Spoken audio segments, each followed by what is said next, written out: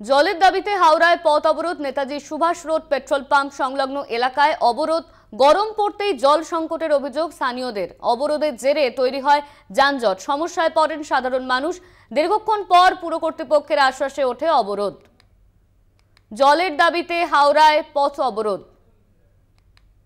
হাওড়ায় পথ অবরোধ। Netaji Subhash Road petrol pump সংলগ্ন এলাকায় অবরোধ। গরম পড়তেই জলের সমস্যা, জলের সংকটে ভুগছেন স্থানীয়রা, এমনই অভিযোগ করছেন তারা। জলের দাবিতে হাওড়ায় পথ অবরোধ করলেন স্থানীয়রা। গরম পড়তেই জল সংকটে ভুগছেন স্থানীয় বাসিন্দারা।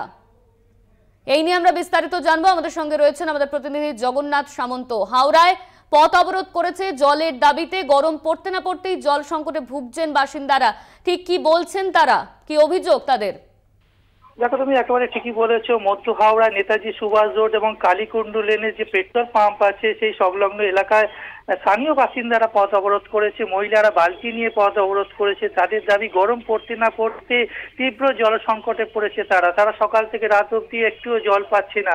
বারবার পুরসভার আধিকারিকদের জানানো সত্ত্বেও হাওড়া এই জল সমস্যা কিছুতেই মিটছে না। তাই বাধ্য হয়ে তারা রাস্তা অবরোধে নেমেছে এবং বিশাল যানজটের সৃষ্টি হয়। যেন ব্যস্ততম রাস্তা হাওড়া এই অঞ্চলটা, সেখানে গাড়ি যানজট হয়ে যায়। সাধারণ মানুষ যারা পথচারী তারা আটকে পড়ে। কিন্তু তাদের একটাই দাবি যে এই গরম পড়তে না পড়তে তীব্র জল সংকট কেন তৈরি হচ্ছে। পুরসভা কোনো সদুত্তর দিচ্ছে না। তবে প্রাক্তন কাউন্সিলর অর্থাৎ প্রাক্তন শ্যামল মিত্র ঘটনাস্থলে যায়, গিয়ে তাদের আশ্বাস দেয়, পুলিশ গিয়ে আশ্বাস দেয় যে জল সংকট তারা মেটাবে। তারপরে এই অবরোধ উঠে যায়। এবং যেটা হচ্ছে যে হাওড়া দেখবে বৃষ্টি হলে যেরকম জমা জলের সমস্যা এবং গরম পড়লে অর্থাৎ পানীয় জলের সমস্যা নিয়ে দীর্ঘদিনের বাসিন্দাদের একটা অভিযোগ যে এখানে পানীয় জল কখন আসবে, কখন পাইপ খারাপ হয় সেভাবে নোটিশ দেওয়া হয় না, এবং কেন এই জল আসছে না, এত সুব্যবস্থা থাকা সত্ত্বেও কেন জল পাচ্ছে না, তাই নিয়ে তারা ক্ষোভে বিক্ষোভে ফেটে পড়ে এবং রাস্তা অবরোধ করে, বালতি নিয়ে তারা রাস্তা অবরোধ করে তারা বিক্ষোভ দেখায়। তবে পুলিশের আশ্বাসে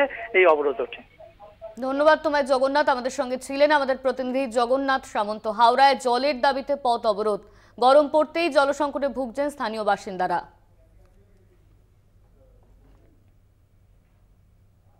দেওয়াল লেখাকে কেন্দ্র করে উত্তেজনা। তৃণমূল বিজেপির সংঘর্ষে উত্তপ্ত কুলতলির গোপালগঞ্জ গ্রাম পঞ্চায়েতের শানকিজাহান এলাকার ঘটনা। অভিযোগ, বিজেপির দেওয়াল লেখার সময় তৃণমূল কর্মীরা তাদের উপর হামলা চালায়। বিজেপি কর্মী নিরঞ্জন দাসকে বেধড়ক মারধর করে তৃণমূল কর্মীরা বলে অভিযোগ। ঘটনায় নিরঞ্জনের চিৎকারে স্থানীয়রা ছুটে এসে তাকে উদ্ধার করে। সেখান থেকে নিয়ে যাওয়া হয় জামতলা গ্রামীণ হাসপাতালে।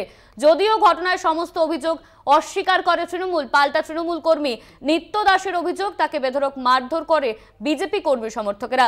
অভিযোগ, তিনি দোকানে যাওয়ার পথে মুখ্যমন্ত্রীর নামে কুকথা বলায় প্রতিবাদ করায় বিজেপি কর্মী সমর্থকেরা তার উপর হামলা চালায়। ঘটনায় তৃণমূল কর্মী নিত্য দাসও জামতলা গ্রামীণ হাসপাতালে চিকিৎসাধীন। দুটি ঘটনায় অভিযোগ দায়ের কুলতলি থানায়। ঘটনার তদন্ত শুরু করেছে পুলিশ। ওই শানকিজাহান কলোনি 136 নম্বর বুথের তৃণমূল আশ্রিত কিছু দুষ্কৃতীরা তার আগে এই দেওয়াল লেখাটাকে কেন্দ্র করে যে দেওয়াল লেখা এখানে কেন হয়েছে, ঠিক এইভাবে তার উপরে তাকে এত অকথ্য ভাষায় মেরেছে, তার জামাটা উপরে ছেড়ে দিয়েছে, টুনি ফাটিয়ে দিয়েছে। তারপর আমাদের কার্যকর্তাদের কাছে খবর যাওয়ার পর ওনার স্ত্রী খবর দিলেন, তাদেরকে নিয়ে এসে জামতলা হসপিটালে, আমাদের যে কুলতলি রুরাল হসপিটাল, গ্রামীণ হসপিটালে চিকিৎসা করার পরে আমরা থানাতে এলাম, থানাতে এফআইআর করলাম।